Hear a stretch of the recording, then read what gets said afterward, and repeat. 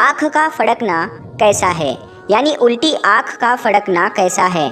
इसके बारे में हमारे प्यारे आका नबी करीम हुजूर सल्लल्लाहु ताला अलैहि वसल्लम ने क्या फरमाया है। दोस्तों, इसके साथ साथ हम आपको ये भी बताएंगे कि बिल्ली का रोना कैसा है। क्या बिल्ली के रोने से किसी की मौत हो जाती है, और अगर बिल्ली रास्ता काट जाए तो क्या होता है। और इसके साथ दोस्तों हम आपको बताने वाले हैं कि कुत्ते रात में क्यों भौंकते हैं और क्यों रोते हैं, और ज़्यादातर कुत्ते फजर के वक्त क्यों रोते हैं। और दोस्तों साथ ही साथ हम आपको बताएंगे उल्टी चप्पल सीधी करे या ना करे। उल्टी चप्पल अगर हम सीधी नहीं करते हैं तो इससे क्या हो जाता है। और इन सब के साथ साथ हम आपको बताएंगे कि हज़रत अली ने एक शख्स की नमाज रोक दी। दोस्तों ये वीडियो बहुत ही ज़्यादा प्यारी होने वाली है, आप इसे आखिर तक देखते रहिए। तो प्यारे दोस्तों, आजकल अवाम में ये बात आम है कि लोग कहते हैं कि अगर आदमी की दाई आँख फड़क रही है तो कुछ अच्छा होगा, और अगर बाई आँख फड़फड़ा रही है यानी अगर उल्टी आँख फड़क रही है तो कुछ बुरा होगा। और इसी तरह औरतों के बारे में बोला जाता है कि अगर औरत की बाई आँख फड़फड़ा रही है तो कुछ अच्छा होगा, और अगर दाई आँख फड़क रही है तो कुछ बुरा होगा। तो आज हम इसी राज से पर्दा उठाएंगे, क्या ऐसा सच में होता भी है या नहीं। नबी करीम हुजूर सल्लल्लाहु ताला अलैहि वसल्लम ने इरशाद फरमाया, अगर किसी को किसी फाल ने या किसी वहम ने या किसी बदशगुनी ने उसको किसी काम करने से रोक दिया तो ये शिर्क किया।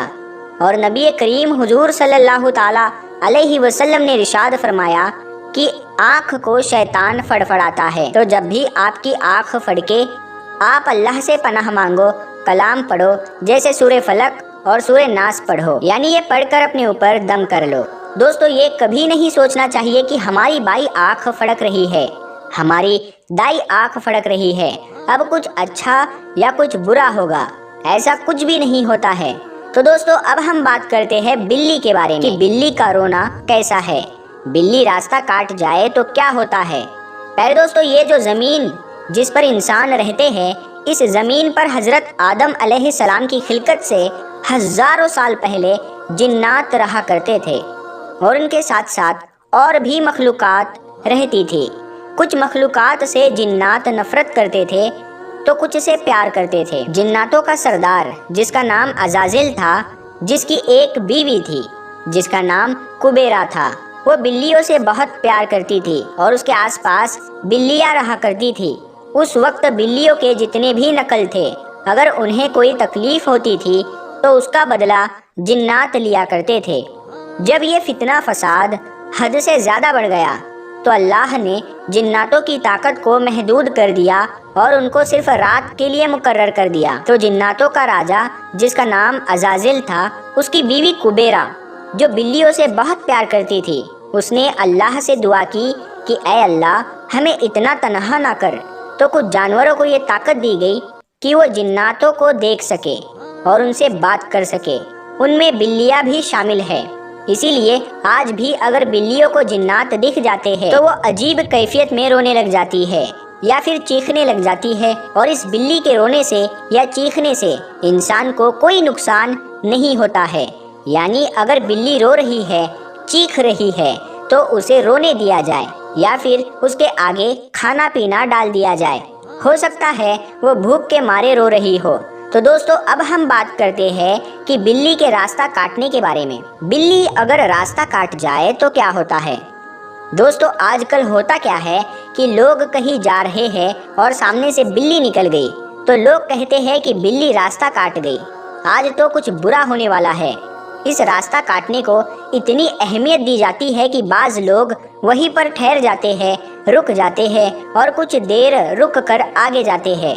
और बाज़ लोगों को ये भी करते देखा गया है कि वो अपना काम करते ही नहीं हैं, यानी जिस काम के लिए वो बाहर आते हैं उसको करते ही नहीं हैं, और कहते हैं कि आज तो शगुन खराब हो गए, यानी आज बिल्ली ने रास्ता काट दिया। तो दोस्तों हम आपको बता दें कि ये एकदम जाहिलों वाले ख्यालात है, ये हम मुसलमानों में इल्म की कमी है। तो इस्लाम में ऐसा कुछ भी नहीं है, बिल्ली ने रास्ता काट दिया वगैरह वगैरह। हम मुसलमानों को इस तरह के ख्यालात नहीं रखना चाहिए।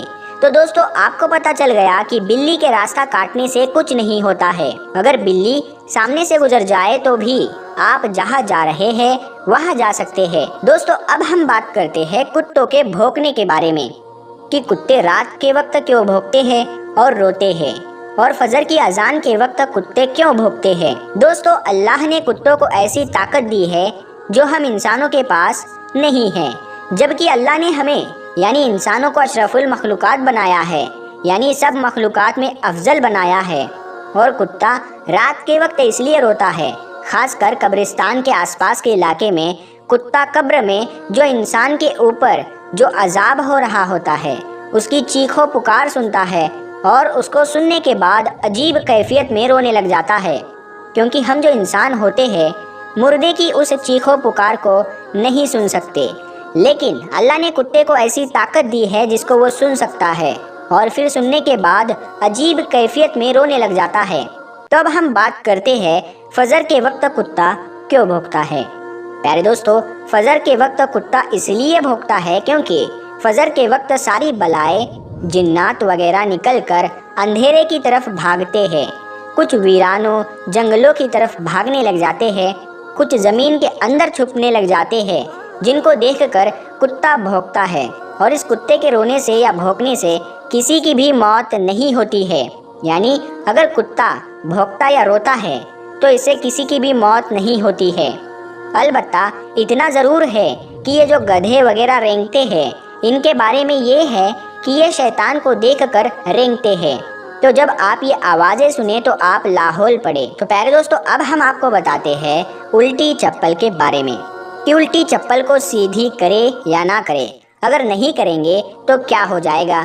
دوستو آج اگر کوئی کہتا ہے کہ الٹی چپل سیدھی کر دو تو ذہن میں ایک سوال سیدھے سیدھے ضرور آتا ہے کہ وہ ایسا کیوں بول رہا ہے۔ تو دوستو ہم آپ کو بتا دیں کہ الٹی چپل یا جوتا شیطان کا تخت ہوتا ہے اور اس پر شیطان بیٹھتا ہے، لہٰذا اسے سیدھا کر دینا چاہیے، اسی لیے لوگ اسے سیدھا کرنے کے لیے بولتے ہیں۔ اور دوستو ایک بات یہ ہے کہ اگر ہم نے الٹی چپل کو دیکھا اور سیدھا نہیں کیا تو ہمارے اوپر کوئی گناہ نہیں ہوگا، لیکن اگر ہم اس چپل کو سیدھا کر دیں گے تو یہ بہت ہی زیادہ بہتر رہے گا، کیونکہ دوستو الٹی چپل جو ہوتی ہے وہ شیطان کا تخت ہوتی ہے۔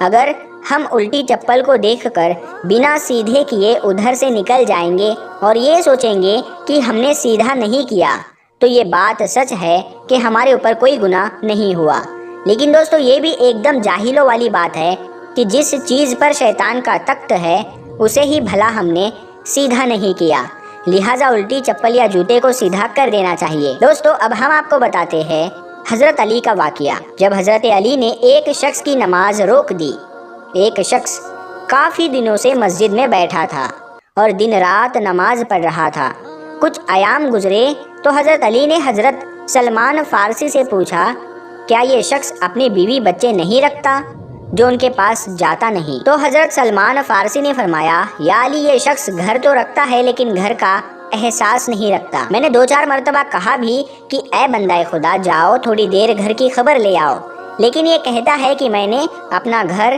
بیوی بچے سب اللہ کے لیے چھوڑ دیے۔ اب اس کے بیوی بچے اور ان کے بوڑھے والدین کا خیال اس شخص کا چھوٹا بھائی رکھتا ہے، وہ بڑی مشکل سے اپنا گھر چلا پاتا ہے۔ اتنا سن کر حضرت علی جلال میں اس شخص کے قریب گئے، وہ قیام کی حالت میں تھا۔ حضرت علی نے اس کا ہاتھ پکڑا اور کہا رکو۔